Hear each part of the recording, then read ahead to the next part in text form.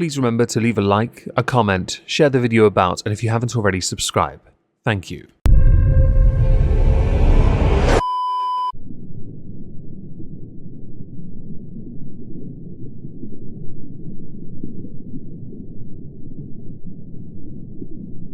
Well, isn't this just fantastic?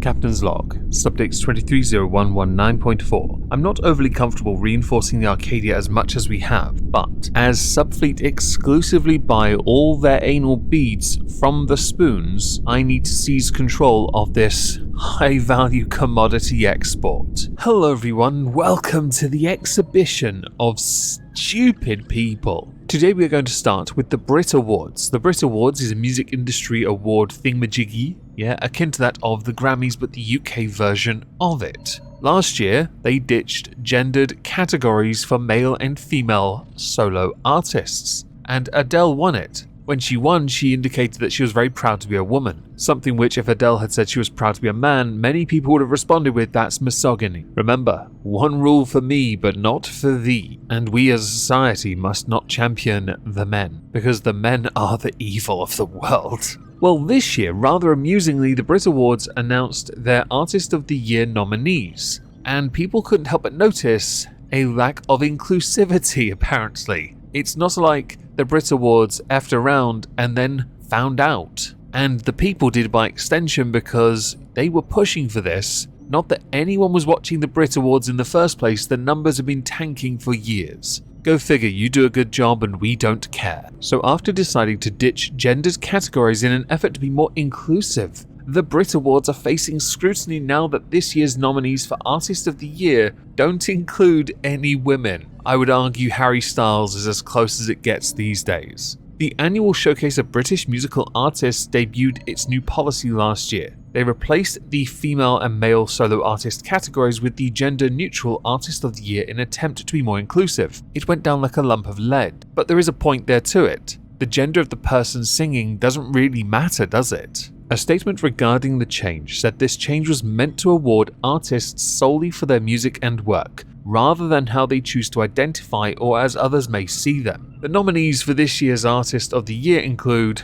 Central C, Fred Again, George Ezra, Harry Styles and Stormzy. I have no idea who four of them are. I only know who Harry Styles is because of some random I want everyone to be gay at my live show thing that was going around last year. Or himself, I honestly couldn't tell at this point. And for possibly spitting on Chris Pine. The reception to this has not been welcoming. For example, musician Tim Burgess said, so the Brits introduced an Artist of the Year category as a gender-neutral replacement for Best Male and Best Female, but this year all 5 nominees are blokes. 1 step forward, 3 steps back. Well, there are 5 nominees, it's not like they can do an even split unless they find someone that I'm not going to finish that joke, it's too obvious, don't try me. Others. Ben Smoke, women famously do not do music. Apparently they don't do it enough to be considered Artist of the Year nominee worthy. In a response to this, via the Huff Post, the Brit Awards said, or Brit Awards spokesperson had said, last year's introduction of new categories aimed at making the awards even more inclusive, recognizing exceptional work rather than how artists identify. Further saying, it's disappointing there are no nominations in the Artist of the Year category. We also have to recognize that 2022 saw fewer high-profile women artists in cycle with major releases,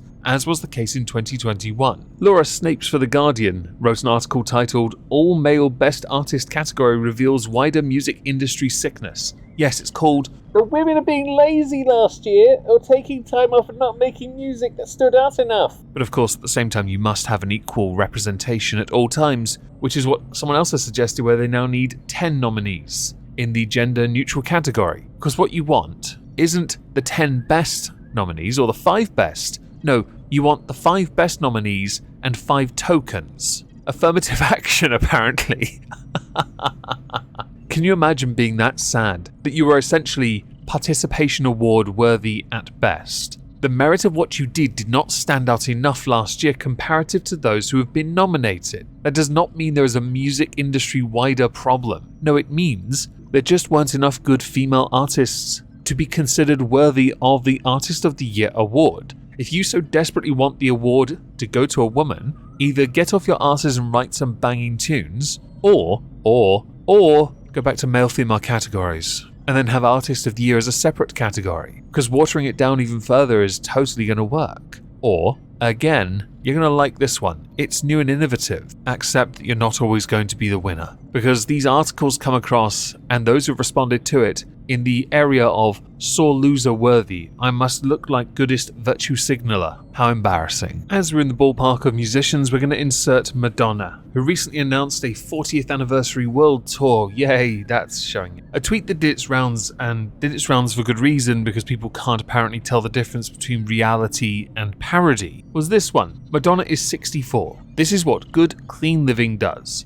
Reverses the aging process. Underneath, you have Madonna in what appears to be some form of weak tea LARP. I assume behind her weak tea LARP is a tent where a tavern might exist. Not that you'd want to be served by this alien. And I say alien because, oh dear God, while I'm not one to poke fun at people's appearances, I'm really not. The amount of money Madonna has spent to look as she does is concerning, because it only seems to be a face and a bottom. The hands never lie. Now, I mention parody because many people underneath that tweet didn't realize if you went to the Dr. Jebra Fauché Twitter account, pronouns par-ody or parody, as if it wasn't obvious enough. Hell, they're from Satire, California. Come on. I do like a good LARP, a good troll, a good bit of fun, but come on, people. If you're going to digest pictures of Madonna from 2022 or 2023 and think that for one moment she is somehow magically reversing her age,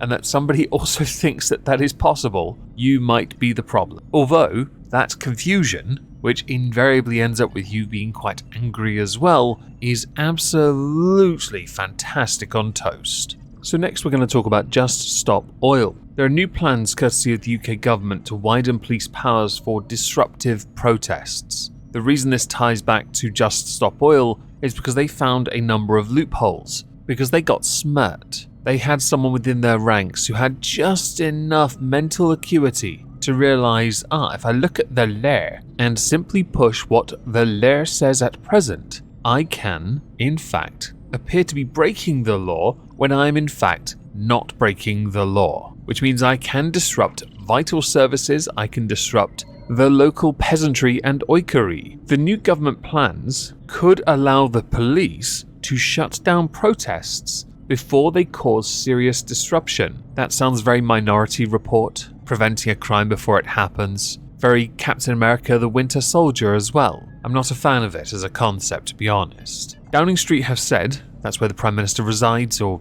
somewhere around there, the proposals would help officers clamp down on a disruptive minority who use tactics like blocking roads and slow marching. That is where we now know for certain it is definitely aimed at Just Stop Oil, because before Christmas, I did a video covering their last year antics. Certainly at the end of the year, they'd taken to slow marching down very busy roads. Because they were walking though, they weren't actually disrupting the traffic by the very definition of the law. It is believed the changes seek to give the police greater flexibility and clarity over when they can intervene. The plans set out in an amendment to the Public Order Bill, which was introduced on Monday. The bill itself only covers England and Wales, and at present it is being scrutinised by the House of Lords. They, unelected peers, do then decide whether it goes any further. It's a bit of a weird rigmarole when it comes to readings of bills and amendments that get slapped onto it.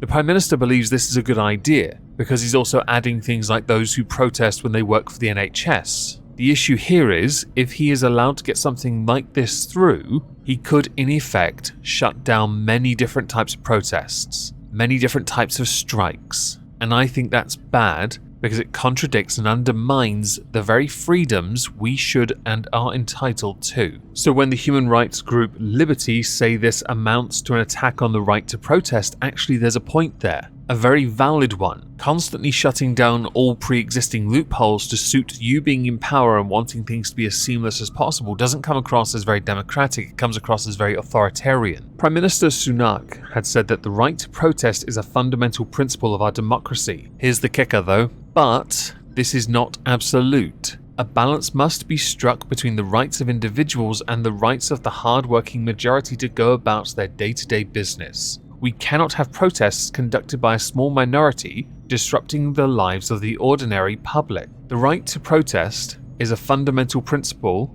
of our democracy, and it is an absolute. The same goes for strikes and many other differing types of getting one's feelings out there. To do the needs of the many outweigh the needs of the few is a bit of a cop-out. And while I fully understand the context of which this is being used for, the fact it is there means it then can be amended in the future to include anyone else that is considered haram. The final thing I'd like to show you is a video. The video itself was doing its rounds on Twitter, quite a bit in fact. The video itself is 59 seconds long, but I'm only going to play a part of it, as I don't want a copyright strike.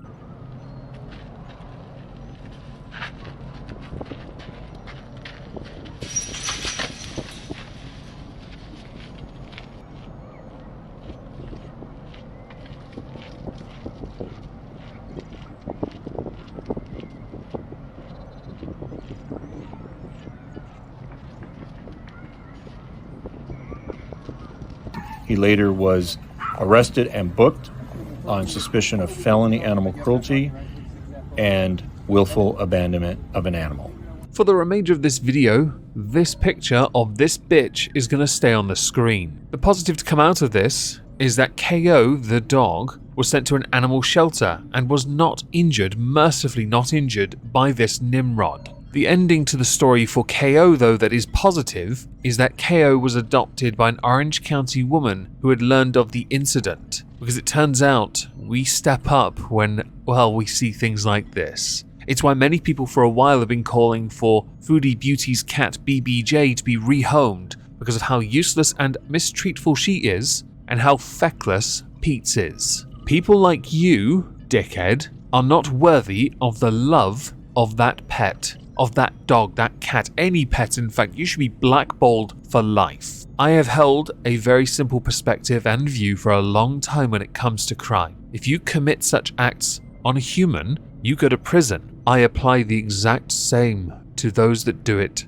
to animals, to their pets, to strays. I won't tolerate it. And I don't think many will, in fact. Many were calling for your head. Many were simply saying death penalty. As this happened in California, there is a moratorium in place courtesy of the current governor of the state, and therefore it is unlikely unless they left and went to another state and someone decided, screw you, chair by zap. Now perhaps a little additional information about the man you see in the picture. His name is Robert Ruiz Jr. He's 30 years old. He was booked on, as you heard, suspicion of felony animal cruelty and misdemeanor abandonment. The dog is a pit bull mix, an 8-year-old. In the video, the dog's back paws clip the razor wire as they somersault and land hard on the dirt, which is actually why Animal Services sought felony animal cruelty. The dog has since been renamed from KO to Ken. At the home of Ruiz was a 1-year-old female pit bull mix, believed to be owned by Ruiz as well. The dog was seized and sent to another animal shelter. However,